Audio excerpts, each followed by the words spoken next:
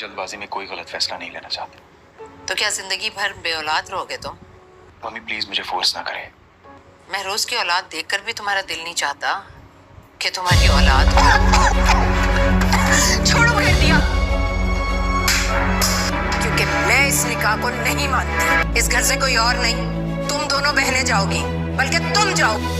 Drama serial बेरंग की next episode आप देखने वाले हैं कि बहुत ज़्यादा इंटरेस्टिंग होने वाली है। ये तो बात कंफर्म हो चुकी है कि अफान कभी भी एनी को नहीं तलाक दे सकता है और ना ही उसे अकेला छोड़ सकता है, क्योंकि वो एनी के साथ अब निकाह कर चुका है और उसे हर तरह की खुशियाँ देने की कोशिश कर रहा है।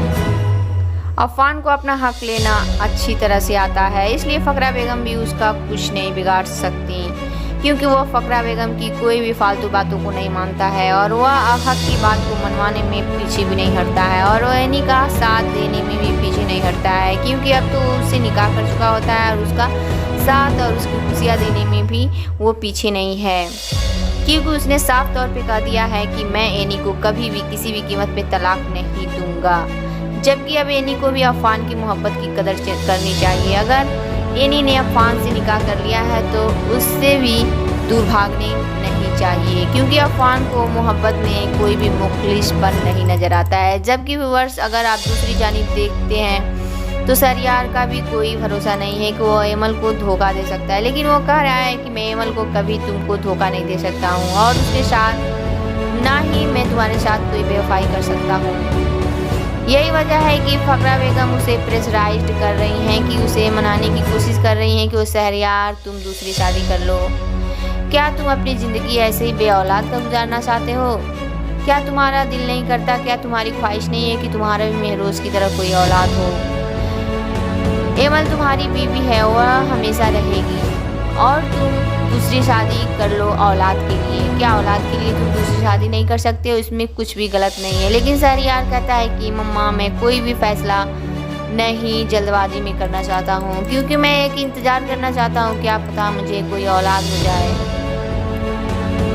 लेकिन फ़करा बेगम कहती हैं कि मैं कब से ये बातें सारी सुन रही हूँ, लेकिन तुम्हारी अब तक कोई औलाद नहीं हुई। मेरे घर में तो मैंने तो 11 महीने पे ही महरोज को जन्म दे दिया था और तुम्हारी बेबी को 1.5 साल हो गया, अभी तक कोई औलाद नहीं हुआ है। तुम ऐसा करो कि तुम एमल को कुछ भी ना बताओ और तुम चुपके से निकाह कर लो। जब एमा के साथ तुम्हारा निकाह हो जाएगा उसके बाद एमल को भी सब कुछ पता चल जाएगा। व्यूअर्स, मुझे लगता है कि यहाँ पर शहरयार फ़करा की बातों में आ जाएगा और एमा से निकाह कर लेगा।